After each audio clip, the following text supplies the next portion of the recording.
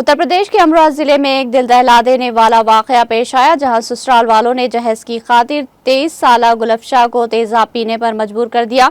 दिल दहला देने वाले जुल्म के नतीजे में नौजवान दुल्हन 17 दिन जिंदगी और मौत की कशमकश में के बाद दम तोड़ गई। पुलिस के मुताबिक ये वाकया ददवाली पुलिस स्टेशन के हुदूद में कालाखेत गांव में 11 अगस्त को पेश आया। गुलफशा की शादी तकरीबन 1 साल कबल परवेज नामी शख्स से हुई थी। शादी के बाद से ही ससुराल वाले 10 लाख रुपये नकद और एक कार के मुतालिबे पर उसे मुसलसल हरासा कर रहे थे।